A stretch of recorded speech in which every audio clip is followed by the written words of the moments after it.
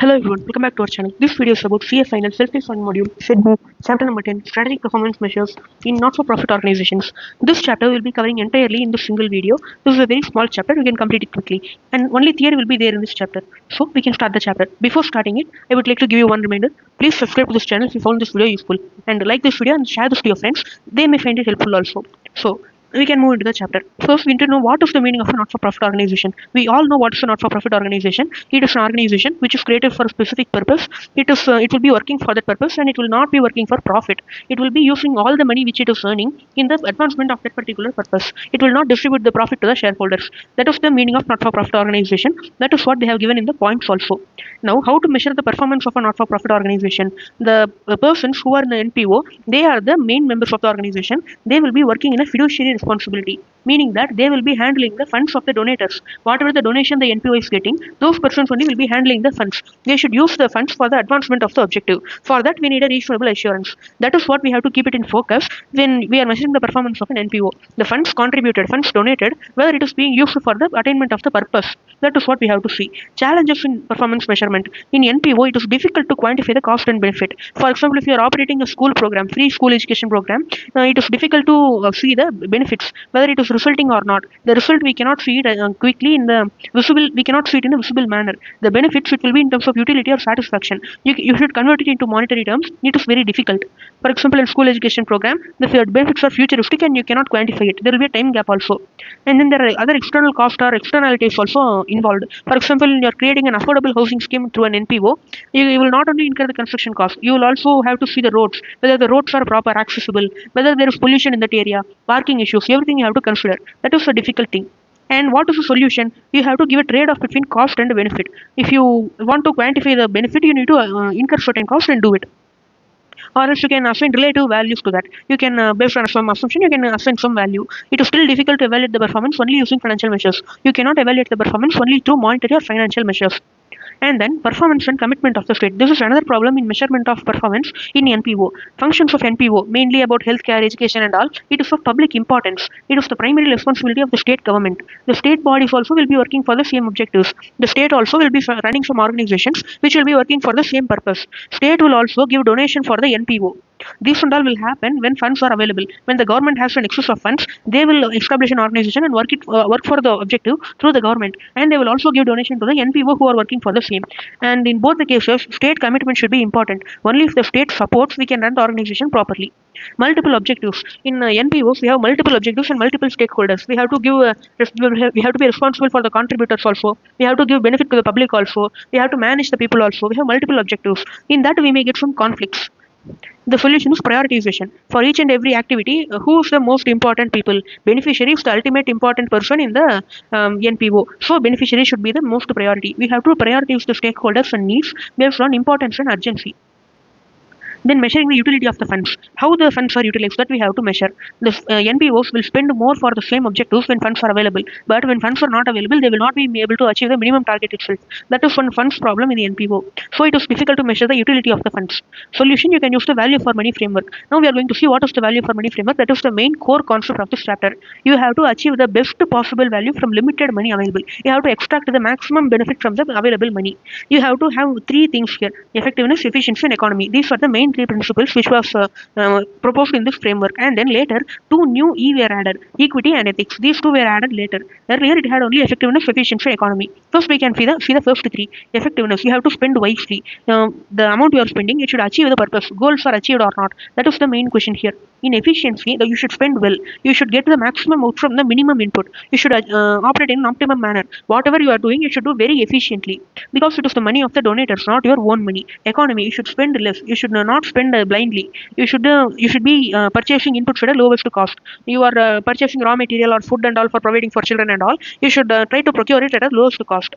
And then equity, you have to spend fairly. That will be the concept of equity. You have to spend properly. For unethical work, for harming people and all, for unethical practices, you should not spend the money.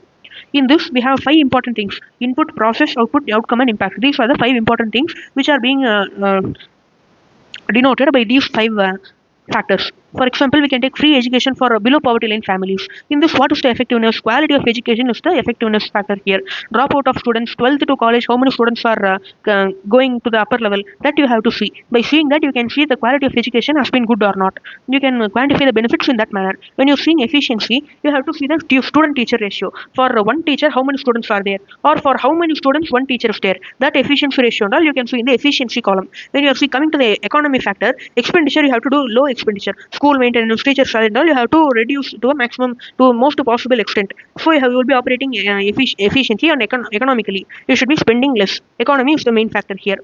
And when, for example, library and also necessary expenditure, if you do not do that, it will give long-term issues for the organization. That is an important expenditure. You should not compromise on that also.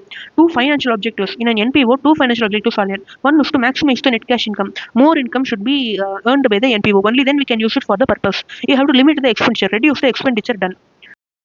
The next concept is adapted balanced scorecard. This was created by Robert S. Kaplan in 2001. He created the balanced scorecard, and then that we are adapting it to use for NPO purpose.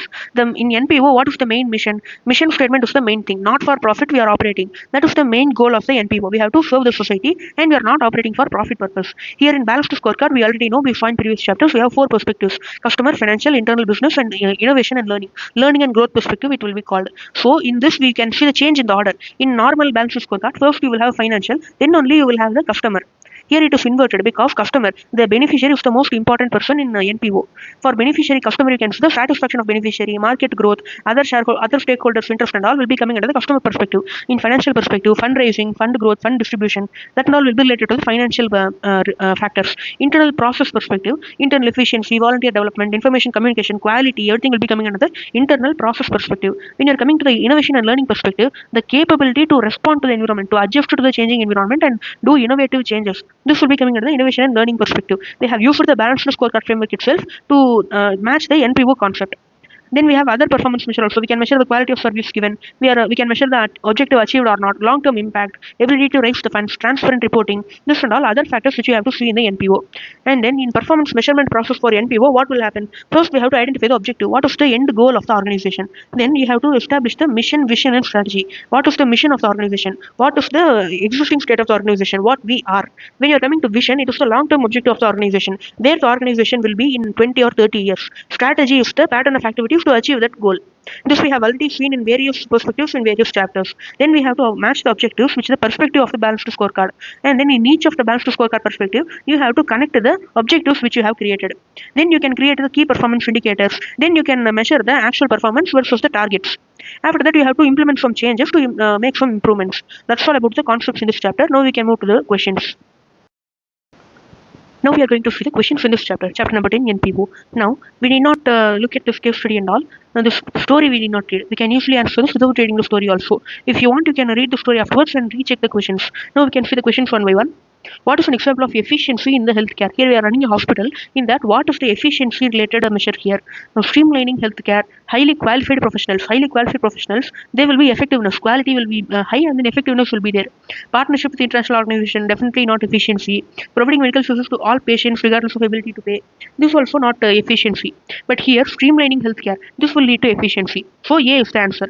Streamlining can also reduce the cost. You can operate well. It will lead to high productivity. MCQ2, which is an example of economy plus efficiency. Here, when you read the third option, implementing a digital medical record system. Using a medical record system, you can not only be productive, you can be more efficient, and along with that, you can reduce the cost also. So, economy plus efficiency. Now, the third MCQ, which is not related to effectiveness. Here, we already saw streamlining, that is related to the efficiency. So, other three, like reducing the incidence of diseases, specializing in medical conditions, highly qualified professionals, this all will be coming under effectiveness. So, D is the answer. When you are coming to the next MCQ, which is the measure for economy? You are doing negotiated discounted rate with supplier, reducing the cost. Economy will be there. The next thing is, which is the measure for ethics? Here they have taken an assumption that code of conduct. By establishing a code of conduct, you can make the staff work as per the ethical principles. So, keeping a code of conduct is an ethical measure. So, that's all about the MCQs in this chapter. And we have only one question knowledge question. When reading that, we can see that the question itself is of 3 pages, and then the solution also has 3 pages.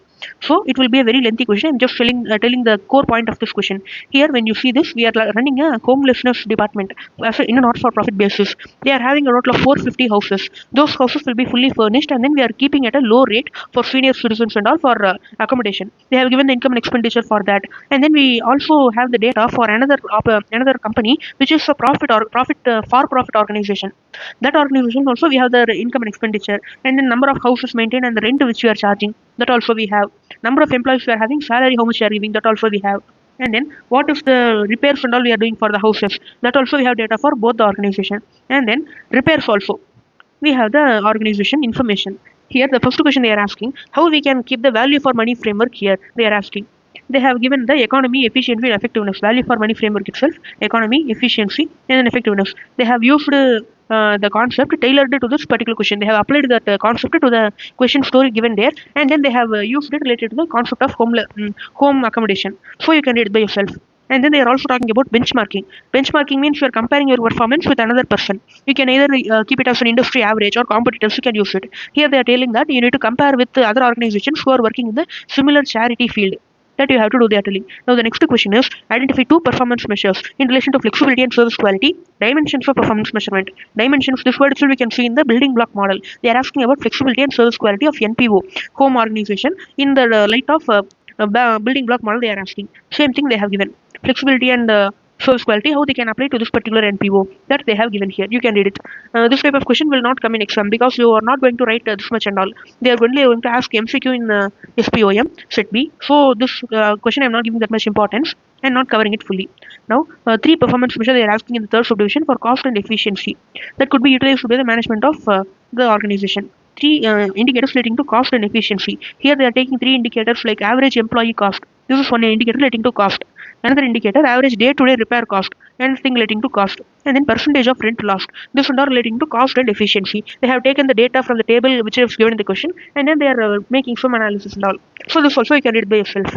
Now that's all about the questions in this chapter. We can complete the entire chapter. Thank you for watching. And if you like this video, please subscribe to the channel and send it to your friends, which may be helpful for them also. Thank you.